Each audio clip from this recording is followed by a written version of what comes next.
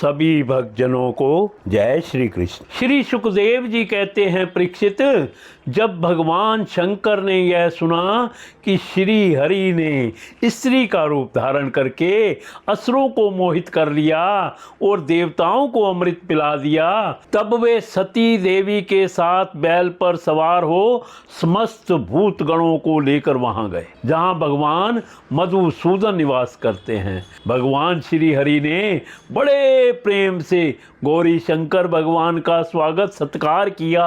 वे भी सुख से बैठकर भगवान का सम्मान करके मुस्कुराते हुए बोले। श्री महादेव जी ने कहा, समस्त देवों के आराध्य देव, आप विश्वव्यापी जगदीश्वर एवं जगत स्वरूप हैं।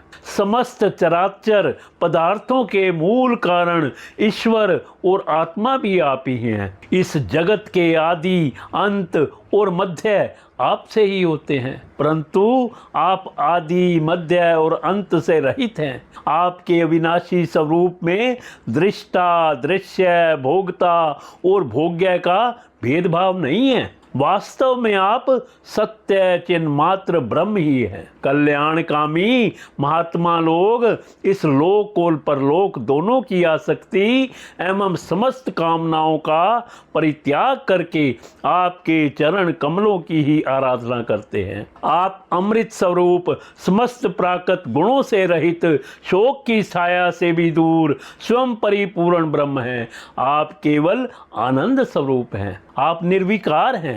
आपसे भिन्न कुछ नहीं है, परंतु आप सबसे भिन्न हैं। आप विश्व की उत्पत्ति, स्थिति और प्रलय के परम कारण हैं। आप समस्त जीवों के शुभाशुभ कर्म का फल देने वाले स्वामी हैं, परंतु यह बात भी जीवों की अपेक्षा से ही कही जाती है। वास्तव में आप सबकी अपेक्षा से रहित अनपेक्ष हैं। स्वामिन, कार्य और कारण, द्वैत्य और अद्वैत जो कुछ है वह सब एकमात्र आप ही हैं। ठीक वैसे ही जैसे आभूषणों के रूप में स्थित स्वर्ण और मूल स्वर्ण में कोई अंतर नहीं है, दोनों एक ही वस्तु हैं। लोगों ने आपके वास्तविक स्वरूप को ना जानने के कारण आप में नाना प्रकार के भेदभाव और विकल्पों की कल्पना कर रखी है। यही कारण है कि आप में किसी प्रकार की उपाधि ना होने पर भी गुणों को लेकर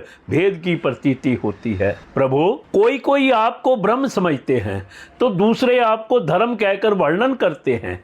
इसी प्रकार कोई आपको प्रकृति और पुरुष से परे परमेश्वर मानते हैं तो कोई विमला, उत्कर्षणी, ज्ञाना, क्रिया, योगा, प्रव, प्रहवी, सत्या, ईर्षाना और अनुग्रह, इन 9 शक्तियों से युक्त परम पुरुष तथा दूसरे क्लेश कर्म आदि के बंधन से रहित पूर्वजों के भी पूर्वज अविनाशी पुरुष विशेष के रूप में मानते हैं। प्रभु, मैं ब्रह्मा और मरीचि आदि ऋषि जो सत्व गुणों की सृष्टि के अंतर्गत हैं, जब आपकी बनाई हुई सृष्टि का भी रहस्य नहीं जान पाते तब आपको तो जान ही कैसे सकते हैं। फिर जिनका चित्त माया ने अपने वश में कर रखा है और जो सर्वदा रजोगुणी और तमोगुणी कर्मों में लगे रहते हैं, वे असुर और मनुष्य आदि तो भला जानेंगे ही क्या। प्रभु, आप सर्वात्मक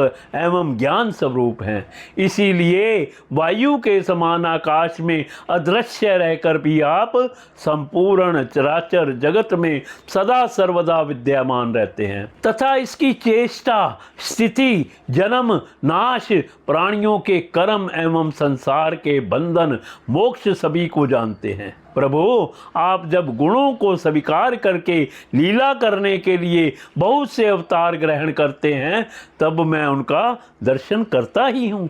अब मैं आपके उस अवतार का भी दर्शन करना चाहता हूँ जो आपने स्त्री रूप में ग्रहण किया था, जिससे दैत्यों को मोहित करके आपने देवताओं को अमृत पिलाया।